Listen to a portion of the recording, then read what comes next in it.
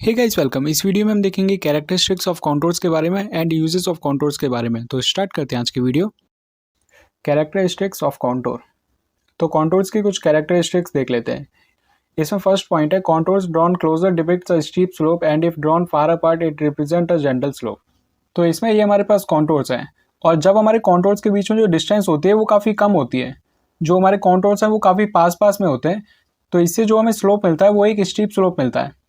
तो इसमें आप देख सकते हैं, इसमें ये हमारे कॉन्टोर्स हैं, ये हमारे सारे पास पास में कॉन्टोर्स हैं, तो इससे ये हमें स्लोप मिल रहा है, ये हमारा स्टीप स्लोप।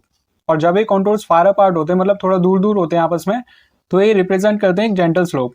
तो इस वाले केस में आप देख सकते हैं ये जो हमारे कॉन्टोर्स हैं ये थोड़ा दूर दूर डिस्टेंस पे हैं, इनमें जो डिस्टेंस है वो थोड़ी ज़्यादा है, तो इससे जो हमें स्लोप मिलता है वो एक जेंटल स्लोप मिलता है, मतलब एक नॉर्मल स्लोप मिलता है। अगर हमारे कॉन्टोर्स पास पास में हैं तो इससे जो हमें स्लोप मिलेगा वो हमें स्टीप स्लोप मिलेगा। अगर जो हमारे कॉन्टोर्स हैं वो थोड़ा दूर डिस्टेंस पे है तो उससे जो हमें स्लोप मिलेगा वो एक जेंटल स्लोप मिलेगा। इसमें सेकंड पॉइंट है contours equally spaced depicts a uniform slope. तो अगर हमारे पास कोई कॉन्टोर है जो कि इक्वली स्पेस्ड है, तो इसमें ये हमारे पास कॉन्टोर लाइंस है और इनके बीच में जो स्पेस है वो इक्वल स्पेस है, तो इससे जो हमें स्लोप मिलता है वो एक यूनिफॉर्म स्लोप मिलता है। तो इसमें आप देख सकते हैं, इसमें ये जो कॉन्टोर्स हैं इनके बीच में इक्वल स्पेस है, तो इससे जो हमें स्लोप मिलता है वो एक यूनिफॉर्म स्लोप मिलता है। When contours are parallel, equidistant and straight, they represent an inclined plane surface। और इसमें जो कॉन्टोर्स होते हैं अगर वो पैरेलल है, इक्विडिस्टेंट है, मतलब उनके बीच में इक्वल डिस्टेंस है और वो एकदम स्ट्रेट है, तो वो रिप्रेजेंट करते हैं एक इंक्लाइंड प्लेन सरफेस। अब इसमें नेक्स्ट पॉइंट है two contours of different elevation do not cross each other except in case of overhanging cliff और अ केव।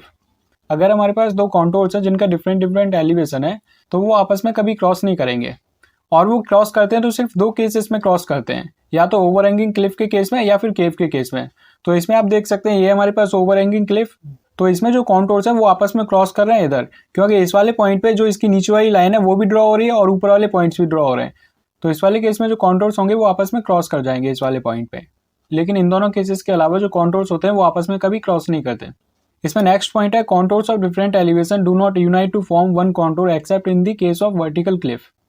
अगर हमारे पास कॉन्टोर्स हैं जो डिफरेंट एलिवेशंस के, मतलब उनका एलिवेशन सेम नहीं है, तो वो कभी यूनाइट नहीं करेंगे एक कॉन्टोर फॉर्म करने के लिए, मतलब उन दोनों कॉन्टोर की हेल्प से हम एक कॉन्टोर फॉर्म नहीं कर पाएंगे। लेकिन वर्टिकल क्लिफ के केस में जो डिफरेंट एलिवेशन वाले कॉन्टोर्स होते हैं उनसे भी हम वन कॉन्टोर बना सकते हैं।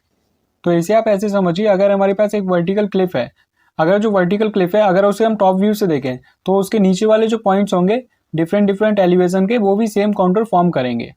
तो इस वाले केस में जो डिफरेंट एलिवेशन वाले कॉन्टोर्स होते हैं वो भी यूनाइट कर जाते हैं और एक कॉन्टोर फॉर्म करते हैं, क्योंकि जब हम वर्टिकल क्लिफ के टॉप से देखेंगे तो जो सारे डिफरेंट डिफरेंट एलिवेशंस के कॉन्टोर्स होंगे वो सारे हमें एक ही कॉन्टोर दिखाई देंगे।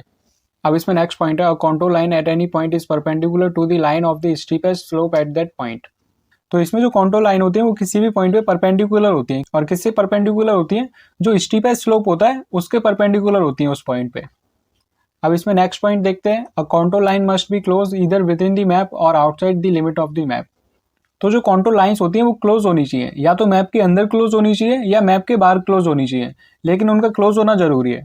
तो जो कॉन्टोर लाइंस होनी चाहिए वो क्लोज होनी चाहिए। अब देखते हैं यूजेस ऑफ कॉन्टोर्स। तो ये हमारे पास कुछ यूजेस है कॉन्टोर्स के, इन्हें देखते हैं। इसका फर्स्ट यूज है suitable site can be selected for construction activities. तो कॉन्टोर मैप्स के हेल्प से हम सूटेबल साइट सिलेक्ट कर सकते हैं कंस्ट्रक्शन एक्टिविटीज के लिए। इसका नेक्स्ट पॉइंट है reservoir capacity can be determined.